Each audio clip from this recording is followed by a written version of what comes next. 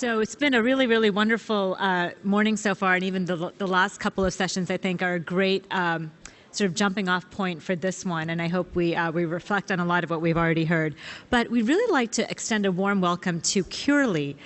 This is a company that has certainly, that we've taken notice of. They allow patients to ask physicians questions through a telehealth platform, but they're also using a very innovative mobile messaging mechanism to transform care. And we're going to be hearing from the CEO of Curely, who's Paul Lee, who's standing right here. And he's going to lead a panel today with a really great wonderful group of experts. So let me tell you who we have here. We have Michael Cohen with the Harvard School of Public Health will be giving the first presentation. Daniel Kraft, no stranger to many of us in the room, who's the founder of Exponential Medicine. David Galvin with IBM Watson, John Reed Patel from IBM Watson, and Renato Veloso with Doctors on the Cloud. So you're in for a real treat, and a big welcome to Curely, and here's Paul. Thank you, everybody. Thank you for joining us. It's going to be an awesome session here. So we have panelists from all around the digital healthcare expertise. We're going to start off with the telehealth regulations, and Michael Cohen will be giving us a short presentation with the questions being answered right at the end of each presentation afterwards. Thank you very much, and enjoy your sessions. Michael?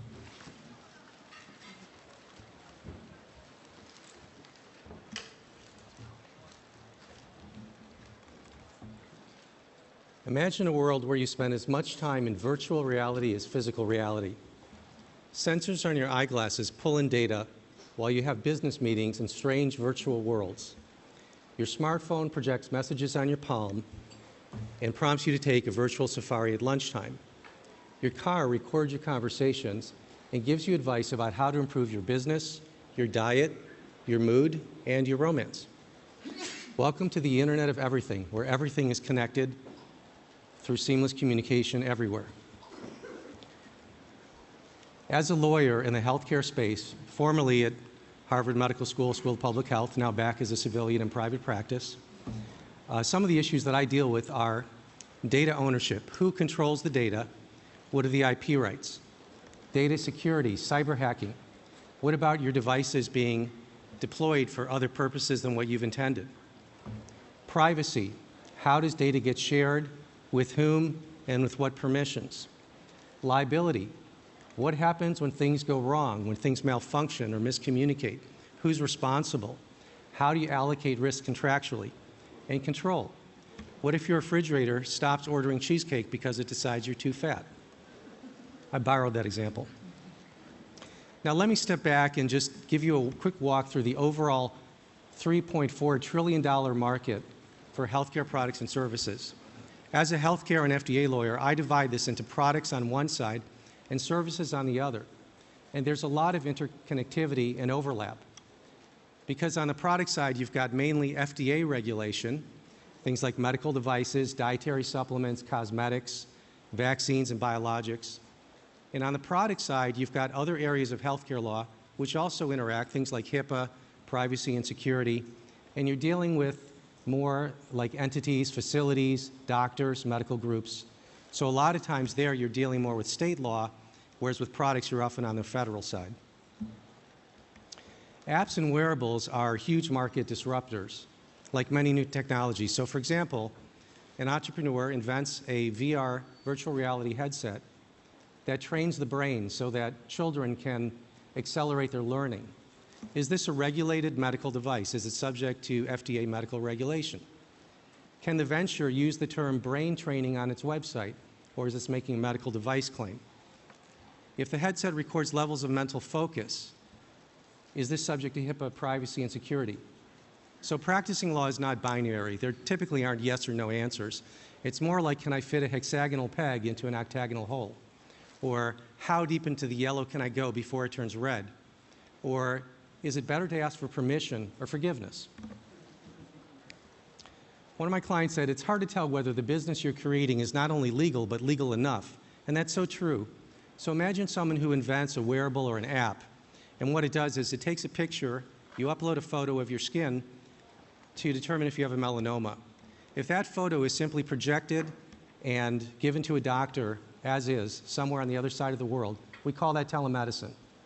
But if the algorithm itself gets more intelligent and makes a clinical determination, we call that an FDA-regulated medical device. Now recently, the risks have not only been from FDA and also FTC. By the way, this product was taken off the market by the Federal Trade Commission because the FTC said that the manufacturer did not have competent and reliable evidence that the product did what it said it could, which was detect the risk of melanoma. Recently, somebody sued a wearable manufacturer for its sleep tracking function, claiming that the test that was used was not accurate enough. So consumers were misled into thinking they were getting more sleep than they were getting. So as a plaintiff's class action lawyer, what they did is they took the number of minutes of sleep that were missed, times what that would be worth, times the number of consumers, and you come up with a huge class action lawsuit.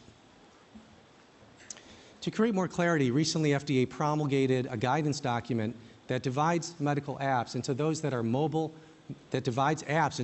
mobile medical apps, those that are regulated devices, those that are not medical apps, and those where FDA will exercise enforcement discretion on a case-by-case basis.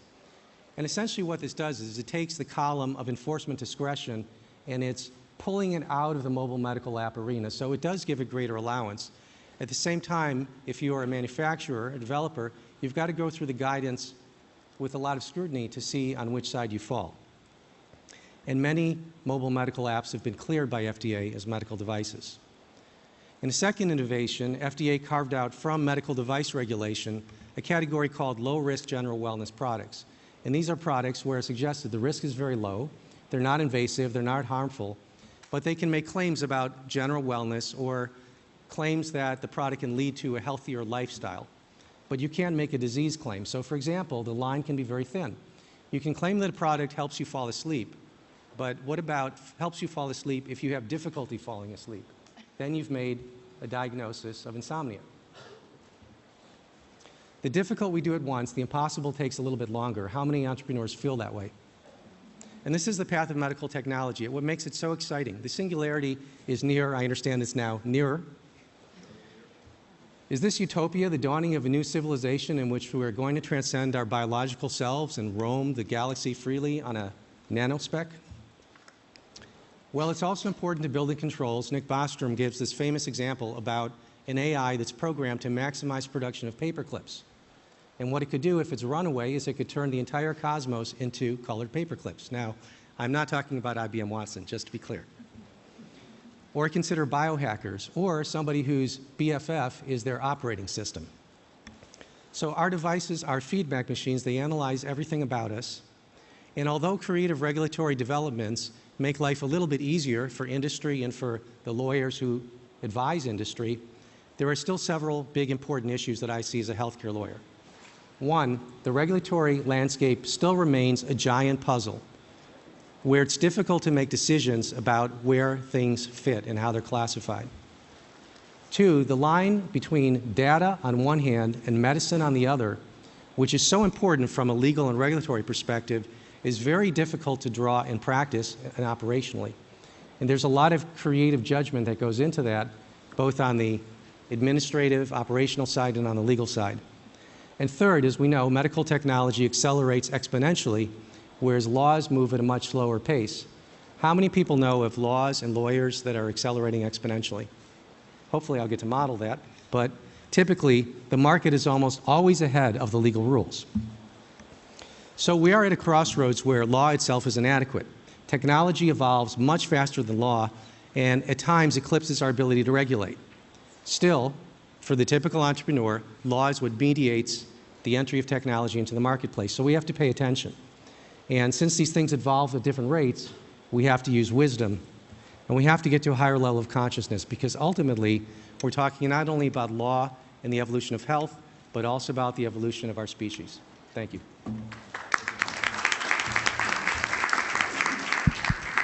Okay. Daniel, would you like to continue, please? Great. If we can switch over to my slides. First time I had to follow a lawyer, but at least an exponential one. And I had the challenge from Paul to cover the entire future of health and medicine, and he gave me 7 minutes. So we're going to go super fast here, and hopefully this will inform the rest of the discussion. So obviously, it's a really interesting age of technology. A lot of things are moving quickly, some exponentially. But we're still in the sort of healthcare realm, still stuck in our old silos in many cases of how we treat diseases by body parts and subspecialties. And I think we have the opportunity, many of us in this room are doing this, to rethink and reimagine healthcare across the spectrum, from prevention all the way to drug discovery. So a little bit of a few framing elements. If you think about our healthcare system today, it's still much more of a sick care system. We're very based in intermittent data that still doesn't flow very easily, whether it's an EKG or still using the fax machine as our primary form of communication. We're very reactive. We wait for the heart attack or the stroke or the lump to be discovered at advanced stages. And we're still mostly in the model of waiting 30 plus minutes for your 12-minute visit, whether you're here in the Bay Area or in Calcutta. And while technology is an important part of addressing those solutions, it's often about the incentives. And in our sick care system, the incentives are often misaligned. Most of us physicians practice not evidence-based medicine, but reimbursement-based medicine. We spend 80% of our healthcare dollar on folks who already have chronic and advanced disease. But as you know, we're now in this age of value-based care. We're going to start shifting the curve to the left and shifting where healthcare happens, not just in the intensive care unit, the ER, the standard places, but increasingly technology is bringing that into our homes and into our own bodies through telemedicine and connected devices and beyond. And transparency is evolving. Now the empowered consumer is the new drug. They can compare prices, compare hospitals, even compare individual surgeons and how they're doing, if you saw the ProPublica cases. And a lot of this new change in this exponential era is being driven by technologies like Moore's Law. The fact that your smartphone has about 1 billion times the price and speed and performance of a supercomputer from the 1970s, or your tablets are as good as a Cray supercomputer, is an example of exponentials. And it's hard for our brains, though, to think exponentially. We tend to think linearly. 30 linear steps will be to the door, but 30 exponential steps would actually be 26 times around the planet. And it's imperative that all of us start to think exponentially as we go into the future of medicine. We've seen it with the things around us. The desktop of 2000 now fits in our smartwatch. We have computers the size of a grain of rice. So the Internet of Things is coming to the Internet of the body, is coming to the Internet of healthcare. And it's not just Moore's Law, it's a whole combination of exponentials that are converging that gives us this opportunity to reimagine. And brings us to the world of digital health or connected health or mobile health or whatever buzzword you want. I think it's going to eventually just be called health. And this is going to be infusing all of it as we try to address some of the grand challenges that we have before us, whether it's aging populations, physician shortages, big data that needs to become actionable information, and our friends in the regulatory world and the payer world as they struggle to adapt and make these into the clinic. So disruption is all around us. We see it every day. Everyone likes to cite, Uber, and the Uber of healthcare is already here in some forms. You've seen some of those apps. Even Uber did their own Uber Health pilot a year ago. A nurse would come and give you a flu shot. So that sensibility is coming. And the challenge for us is how do we bring that mindset into healthcare? I get to play a role in this as chairing the medicine track at Singularity University. It's about 10 minutes from here, NASA Ames. I chair medicine, but we have tracks in biotech, robotics, artificial intelligence, 3D printing, nanotech, and beyond, and ask how do we leverage technology to address grand challenges, including in healthcare. In our summer programs, about half the teams and companies that have emerged have been in the healthcare space. And because so many folks have been interested in medicine from different realms, beginner's mind, new thinking, I founded a program now 4 years ago called Exponential Medicine. We unsilo healthcare. We bring physicians, nurses, patients all together. We've now grown the program to the Hotel Del. Hopefully some of you can join us. We have some alumni here where we think about the future of healthcare from different spectrums. We've had several companies founded there, from Curely to Scannerdo, and it's part of the new thinking and reimagination. So briefly, how much time I have left, health and prevention. We know that our behaviors are much more impactful than our genetics. And we're in this new era where the empowered patient is really the new drug. It's not just the clinician or the doctor who's the god of our therapy. And part of this is being enabled by this Health 2.0 world, from quantified self-devices that started out just tracking our steps and our sleep to quantified health. We're in this early era where they're starting to flow and connect to our EMRs. We're moving from wearables to insidables to trainables that might even check your posture or impact your sleep. And the sensors are clearly evolving to the point where we can embed RFIDs in pills, to the point where our clothes are connected, our cars will have smart diapers. Used to be the future, but now Huggies has Sweet Pea. You can figure out what that does, or other dirty data, right? Our emotions can be picked up from our cameras, our voice. Companies like Ginger.io, kind of platforms for healthcare. Our Wi-Fi can end up picking up our vital signs seamlessly. So we're always going to be connected in this new age. The trick is going to be, what do we do with this information to empower ourselves as patients, as clinicians? And it's just this last year that this data can flow through your smartphone into some of the new EMRs. Google, Apple, Samsung, all getting into the space, including starting to integrate and make sense of this big data so we can use it. Eventually, maybe having a FICO score for our health, not just our financial health, to make sense of this and guide us, sort of like a healthcare GPS. The trends, no one wants to log into 10 apps and different APIs, are important to bring to the point of care what I like to call predictalytics. What is it going to mean, the integration of all this information? You know, just like our modern cars have 300 sensors, you don't know about any of the sensors. You care about your check engine light. We're going to have check engine lights for their body and overlaying platforms, kind of like an OnStar for the body that makes sense of this. So the devices are becoming consumerized. It's going to be the data layers on top that are going to be critical. Coaching is part of this. You heard from Vita earlier today. We're going to have AI coaches. We'll have coaches in our mirror. You'll see future you when you look in the mirror. If you're working out, if you're doing your P90X, if you're having donuts for breakfast, future you, that kind of thing is going to impact our behavior change. You can download apps now. Here's me 1,000 donuts later, That can be powerful. Or to influence someone who's smoking and show them what their skin is going to look like. Augmented reality is riding an exponential wave, not just for gaming, but obviously in healthcare. It's going to be used operating room to train surgeons and medical students. We're seeing it to learn anatomy. Look at that space converging with Health 2.0 and beyond. Part of health and wellness is understanding your genome. We're at the age of, the $1,000 genome. The price of sequencing has dropped at twice the rate of Moore's law. How much time do I have left? 1 minute. Okay, so you can all sequence yourselves soon, and you can upload that data, look at how your athletic performance might be. There's app stores coming for your genome. And it's, of course, beyond the genome. There's the proteome, there's the microbiome, which is playing an important role in health and beyond, fecal transplants. Other elements that are going to impact our health are blending old school technologies with our brains, BCIs, gaming. All these things can improve our prevention. Diagnostics in 30 seconds. Obviously now these quantified self-tools moving to quantified health. It might be eye tracking devices that can predict dementias 10 or 15 years early. Whole slew of digital doctor devices that are in our pocket, some of them are on display here, MedOne and others, are going to change the way we interact and blend with our world of telehealth, from detecting our eye exams to things like you've seen like AliveCore, patches that have intensive care unit level data. All these are riding the exponential wave. They still need to be connected and integrated, of course, into our healthcare system. And part of that can be incentivized by prizes. Scanadu started at Exponential Medicine. They're already in clinical trials, bringing data to our mobile devices and our laboratories as well. And of course, diagnostics is coming to our lab, the lab on a chip. I'm an oncologist. You can do a blood biopsy instead of a tissue biopsy. 10 seconds on therapy. Part of what Curely and others are doing is bringing these technologies and starting to connect them. You don't need to go to your clinician's office. Your pacemaker can be connected to your doc. Could be hacked as well. There's interesting questions there. We're in the era of prescribing apps and devices, and they're starting to show ROI in terms of reducing readmissions, for example. And obviously telemedicine, something we'll be talking more about here, is starting to blend where it may eventually be your own clinician that's incentivized to use these platforms as we move forward. So I will just close. Skip forward 30 slides. I'll just close and mention that's an interesting era where we all can be part of participatory healthcare. Clinical trials are going to start to become crowdsourced. You won't just be an organ or a blood donor. You'll start to be data donors. We all need to ride the exponential wave and recognize, like Wayne Gretzky says, you want to go to where the puck is going to be, not where it is today. So as you're building new solutions, think about 2017, what the smartwatches, phones, connections, platforms, AI will be like in 2020. And it's this overlap of exponentials that really gives us the opportunity to rethink and reimagine healthcare, moving from this intermittent and reactive era to one which is more continuous and proactive. And as we'll see here at Health 2.0, a lot of these technologies are already here. They're just not evenly distributed.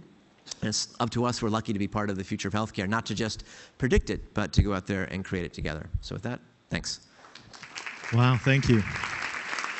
Thank you very much. So now we have IBM Watson talking about the artificial intelligence technology. So over to you, David. Thank you. Just get us. Can we switch it up? Go next. There we go. There we go. There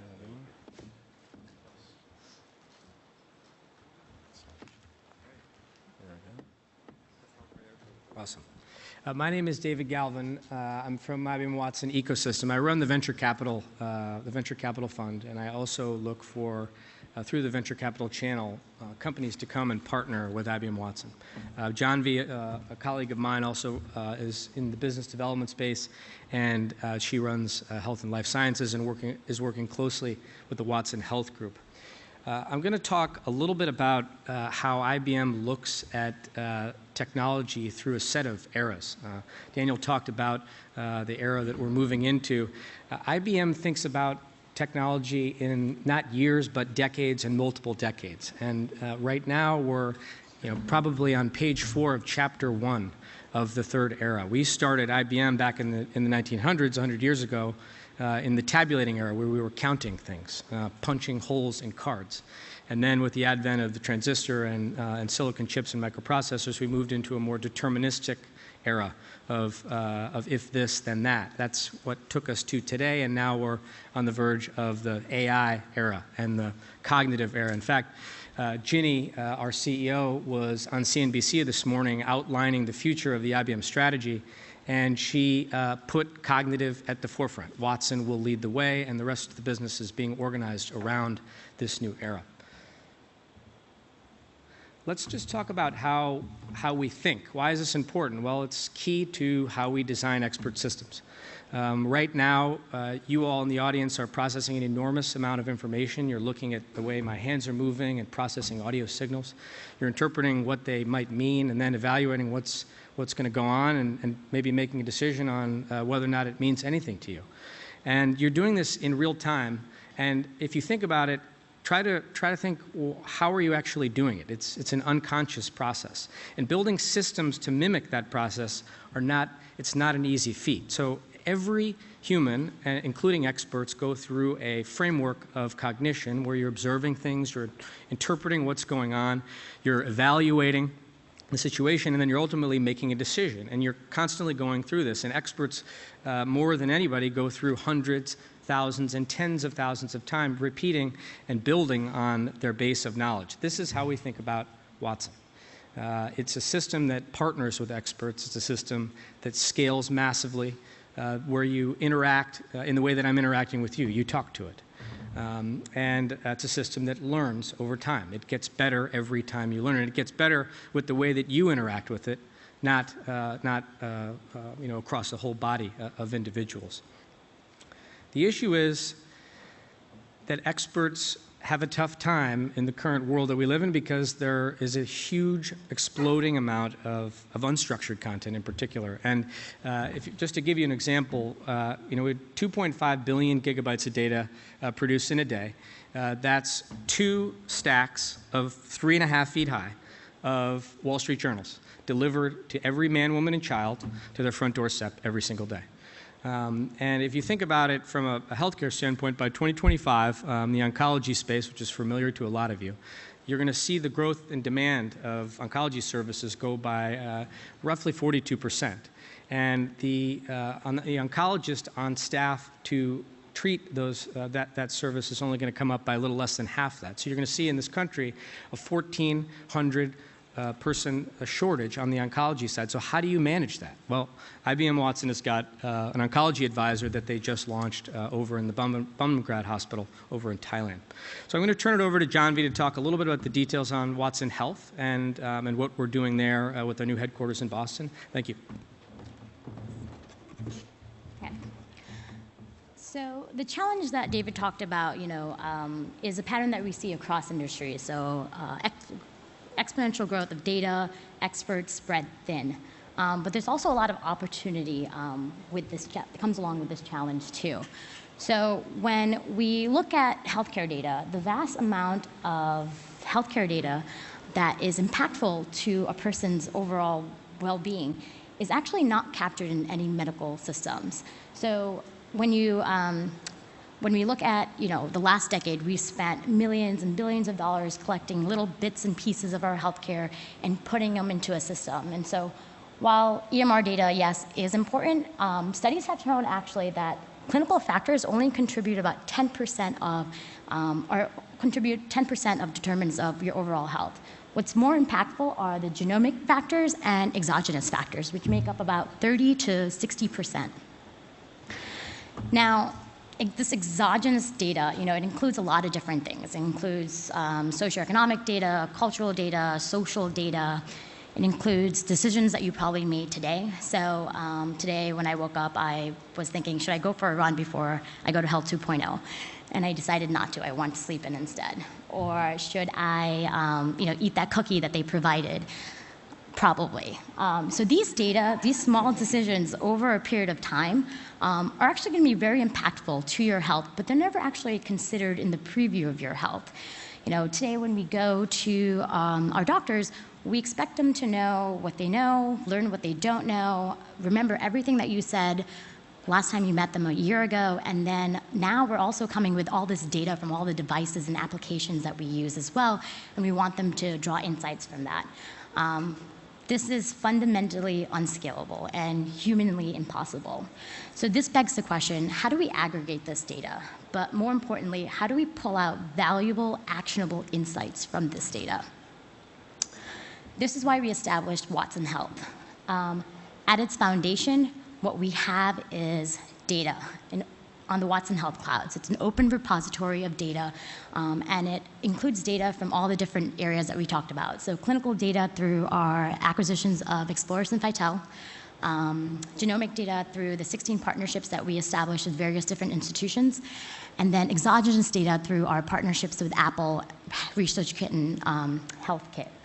So the data is really just the foundation. What's more important is the next component of Watson Health, which is insights as a service.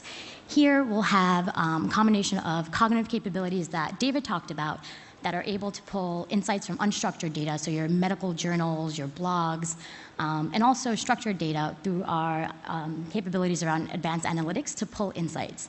And those insights will help form the last component and the most important component of Watson Health, which are solutions. So when we think of these solutions, some of the solutions that are going to be built on this massive cloud are going to, some of them are going to come from IBM. Some of them are going to come from our strategic partnerships that you've probably all heard of over the last year. But the majority of them are actually going to come from entrepreneurs such as yourselves who are really the experts within your field. So whether it be, mental health care coordination or chronic disease management, we are looking for entrepreneurs and experts within those fields to actually help build solutions leveraging some of our cognitive capabilities. Because we know that a lot of solutions are not going to come from us, over the last 2 years, we spent a lot of time decomposing and carving out bite-sized puzzle pieces of Watson. We actually provided them on our Watson Health Cloud through 25 different APIs. And to date, I'm excited to say that we've had about 400 partners that we've partnered with that leverage some of our cognitive capabilities and data to come out with solutions and bring them to the market. So while Dave and I are here, we're really excited to learn about how different companies can leverage some of this cognitive technology to enhance and extend your solutions to help people build healthier lives. Thank you. Thank you. We're very lucky to work with IBM Watson as well, so we're doing a good job there. Renata is also an ambassador for Curely. She is a Brazilian who works as a doctor in Brazil. Now she's based in Silicon Valley, but is using Curely to see consumers around the world to answer everyday health questions. So.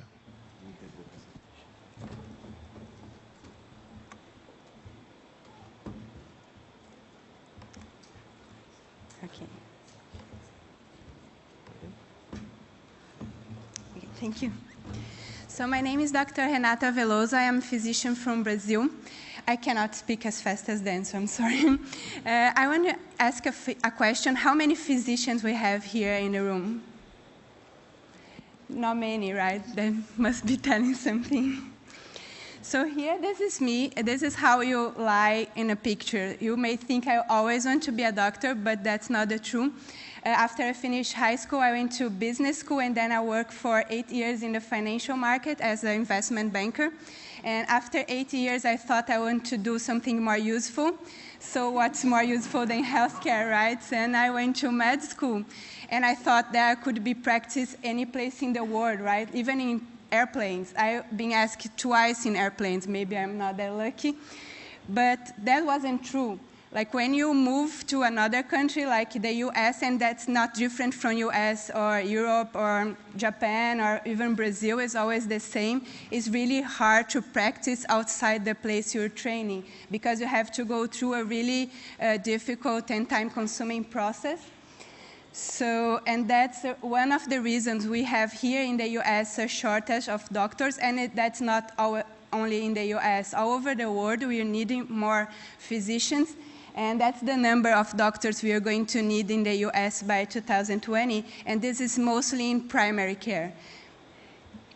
So this graph shows the states, like all the states that are in white, there are states that already need more physicians, and the light greens one are kind of in the middle, and the darker one are better. But if you look more closely, for example, in California, you can see like in the Bay Area and in the coastal area, you have lots of doctors and where the wealthy people are and where everybody wants to live. But if you go more inland, already in California, you need more doctors in certain areas, more remote areas.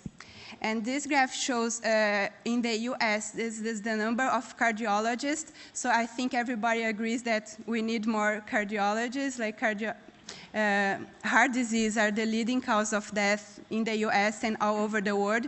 And all the gray areas, more than 2,000 counties that doesn't have any, just not one cardiologist. So like if you have heart disease in the gray area, you must drive or even fly a lot. And that's the picture in Brazil. My country is kind of the same. Like every red dot means one doctor. So there are places that you cannot find even just one doctor. That's why we need to expand. On the other hand, like the costs of healthcare are growing. That's like the red line is for the US. Healthcare costs are huge. You can see that in the US, the healthcare spending per capita is bigger than the GDP per capita in Brazil. So it's very big. And I think technology can help. But like the physicians here, not many can agree with me, we are very conservative. And I think we must be because no one wants to risk someone's life. But we underestimate the risk of not innovate, I think, because we need to always come up with new things. So this is how the physicians in the 18th century thought about innovation that just came up. They thought this device would intervene between patient and doctors and also humanize the practice of medicine. And they were talking about the stethoscope. So that's how the physicians examined the patients before the stethoscope was invented. And doctors at that time thought, oh, this will put something between me and the patient and it's going to be really dehumanized medicine. So that's how we think and we must change. So how we change? First, I think we need to change the mindset, the physician's mindset. We need to embrace technology and learn all the cool stuff they showed us and see how we can improve our practice. And we also need to empower patients. I truly believe that patients will lead the change we need in healthcare because they are the ones that suffer the most, basically, so they need, and we need to empower them, and we do that by educating them and tell them that they must own their own health. The physician doesn't own patients' health, they do. We also need to change medical education because we don't learn anything we're learning here at med school. We don't learn about Watson. We don't learn how to talk to a patient through a teleconference and things like that. So we need to change that because like if you don't learn, then you won't practice. So we need to improve education, and also regulations. Like in Brazil, for example, telehealth is prohibited, so a doctor can be punished to talk to their patient through the phone or even through video. So we need to change regulations, and even in the US, we need to be more proactive to reimburse doctors for their work, even if they talk by the phone or email, we need to do that. And that's the last picture, so that's what I want to be when I was a kid, so thank you.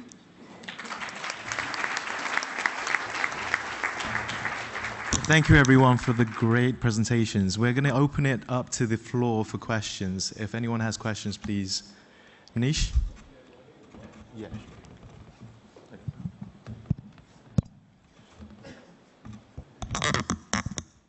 So I'm curious about, when we're talking about dehumanizing medicine, but when we're looking at virtual visits and telemedicine and the rise of these technologies, do you know if there's been much research on trying to understand whether virtual visits actually lead to people feeling that it's a worse experience because they haven't, the patient hasn't had the doctor's touch on their arm to say, don't worry, I'm here for you. That real human element that you can't get over the internet. Daniel, do you want to start by? And I know that Cisco developed a very complex system called the Health Presence, big screen tools for doing the exam, and they did some studies in, I think, Sweden, and they found that they get equivalent clinical outcomes, and the patients on the other end were equivalently happy, at least with that kind of primary care type of care. So I think there is some element of that. But I would argue that the human touch is a critical part of the patient-doctor relationship, and just like artificial intelligence can be part of that. I also flip it around, it could be IA, intelligence augmentation, and that same piece can be augmenting the normal patient-doctor relationship. So you can have your hands-on visit, but then your follow-ups or some of those touches can be done through telepresence or just texting, and that can be empower the patient-doctor relationship, not sort of get in the way. And I have another question, if I may, since I'm up here. In terms of, I read that out of a population of 7.36 billion, there are about 1 billion people who've never had access to a physical hospital or a doctor. And I'm just curious, when it comes to healthcare without borders, how soon before, for example, somebody in sub-Saharan Africa with their mobile phone could consult with a doctor at Stanford, for example? Well, if I may ask, that's exactly what we're trying to do at Curely. We're trying to connect doctors around the world who want to help consumers around the world. And with the penetration of smartphones around the world right now, we believe we can. We believe we can help those in rural areas who don't have access to physicians, but just want to talk about their illnesses or even everyday health questions. And if we can answer that with our platform, with the help of AI and the technologies that are coming out, I think that's how we can really provide borderless constant care. Because at the end of the day, healthcare is a human right. It's not a privilege at all. And it should be given to those in rural countries as well as developing countries, as well as developed countries. Thank you. Any more questions, please? I'll just add to that point about in the next couple of years, 3 billion people will be coming online, and most of the poorest on the planet have SMS phones. Soon they're going to have smartphones, cheap tablets. There's now $50 tablets being sold at Best Buy. So we're going to democratize healthcare through these technologies layered with AI and Dr. Siri, essentially. Yeah. Perfect. Yeah, my question's around the use of technology in behavioral change for people with behavioral health conditions. Mm-hmm. So, there's a lot of data around, human interaction, maybe telephonic interaction to get people to have like that epiphany where they actually want to change their life from a behavioral standpoint. What's your input on the ability to use technology to do that? I can take at least the beginning of that question. There are APIs that we have on the Watson platform, and then some that are coming in behind those that start to do through text emotional modeling. That'll do psychographic personality models from emotional writing and speech through transcription. We have some tone analysis software APIs, where if you're in a scenario where a doctor's interacting with the patient, you may be able to adjust the wording associated with how that patient is feeling at a given time based on real-time analysis. So the answer is it's happening. It's still early, but that's kind of the way we look at it. And because I think a lot of patients with mental health issues don't often have easy access, so they can't go back and forth to the clinic, it's going to be more infused. And there's some interesting work out of USC, Center for Creative Technologies, where you have an avatar who can look at you through your phone and be picking up your eye gaze, your motion, your voice tonality, and kind of provide, the military is using this for PTSD elements. It's a nice example of starting to fuse together. And eventually that'll meld with all the Internet of Things in your life to tune your care, might even ping you contextually when you need a AI buddy, or talk to your mom or your psychiatrist. Yeah. Just, I guess, a quick question on how to think about responsibility and risk. So I'm a resident physician, excited about AI, but with whom will the ultimate responsibility lie if a diagnosis is incorrect, medicines are administered? I'm the one that signs a script now. How should we think about this system in the future when we may not be the ones that are acting? Yeah. So I can take part of that question. So with Watson, we've created a lot of advisors. So through our work with Memorial Sloan Kettering, we created an oncology advisor. And the idea of these tools is really to enhance and extend the physician's capability, not replace. So the decision ultimately still lies with the physician. We're just empowering them with the right information to practice evidence-based medicine. But that decision is still, the physician is still critical in that scenario. So I know Daniel wants to jump in on this because we were talking about it last night, but standard of care is evolving. And if I made this argument with complementary medicine that if there's an evidence-based alternative therapy that is just as good as or better than a quote-unquote conventional therapy, that the physician has a duty to disclose and discuss this with the patient. Otherwise, it could be a malpractice issue based on failed standard of care. Similarly, if there's good information that can be gotten through AI or some hybrid of human-machine decision-making, that may be an evolving standard of care, where it could be malpractice not to follow that if that's what's best for the patient. Right, so imagine, it's only been 4 years since Watson beat the champions in Jeopardy, and another 4 years, as you were saying, it might be malpractice not to have used Watson to help do the workup or make the right choice of therapy, given that medical errors are like a huge component of healthcare today. I should just disclose that I don't have any stock in Watson, and this is not commercial promotion. Any more questions? Oh, there's one more.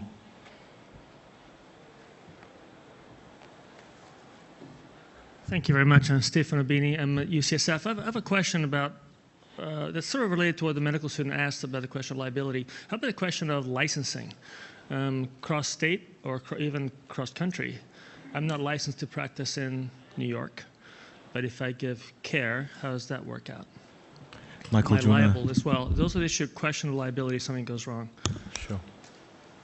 Sure. Well, in terms of licensing, the laws that structure medical licensing actually go back to the late 19th century. So we're dealing with a 19th century paradigm in the 21st century with exponential 25th century technology. So how does that make sense? There is a move by the Federation of State Medical Boards to level the playing field so the doctors can get licensed on a more national level. And I think that if that occurs, or when it occurs, that'll truly lead to borderless healthcare. Right now, licensing is essentially a state matter because under the U.S. Constitution, the 10th Amendment, states control states have authority to regulate health, safety, welfare, and morals. And so it is a state-by-state issue. The same in my profession, we get licensed by state. But these anachronistic regulatory barriers will slowly dissolve. I think that's what I was alluding to when I talked about exponential legal change. It is sometimes glacial, but industry moves faster. And I think that's part of what Curely is doing, is it's breaking these borders. Industry is just much faster than law, and I think the licensing issue is going to slowly dissolve. I think you just have to bend the laws sometimes to make innovation happen, and then the laws will follow. One last question, and then we'll end up. I'm just going to say stretch, since I'm a lawyer. I think I'm a record here. A recent issue of the Technology Review from MIT reviewed the Apple Watch, the Microsoft Band, and the Fitbit's ability to track heart rate, finding materially different outcomes from all three devices. As an aggregator of biometric data, I'm curious of your views as to what are the forces that will lead to consistency, quality, and standardization of the wearables and other sources of biometric data. Wow, that's a difficult question. Daniel? Well, I mean, it's interesting to see the regulatory bodies like the FDA come out with guidance on how you regulate an app. It's one thing if the app regulates your exercise, it's another one if it tells you how much insulin to take based on some number and a feedback loop. I think, you know, the off-the-shelf consumables today, they're not FDA approved for managing heart rate or a beta blocker. Obviously, some clinicians could be. You know, the heart rate data on the Apple Watch is pretty good, and if you're on a beta blocker and you're running low consistently, I might validate that in the clinic, but still be useful. Google and their life sciences team has a sort of health grade watch that they're putting out in part of their baseline study. So I think we'll see more and more of these get validated. And sometimes it doesn't matter if it's exactly within 5%, but it's the change from a patient's individual baseline that'll be critical. And these can be leveraged into smart clinical care because, again, the feedback loops, which are so important for managing many chronic and acute diseases, are often completely non-existent. So I don't think we should have a fear. We should help the regulatory bodies and payers figure out how to integrate that. It doesn't have to be perfect to be useful. Am I stretching that too far? No, I think that's a good stretch. I also do yoga, so I like that metaphor. But yeah, again, it's that line between general wellness and medicine that's slowly eroding as data goes in both directions. Okay, thank you. Thanks. We're going to have to wrap up now, so thank you so much for your time, and thank you so much, panelists. Waving the red flag.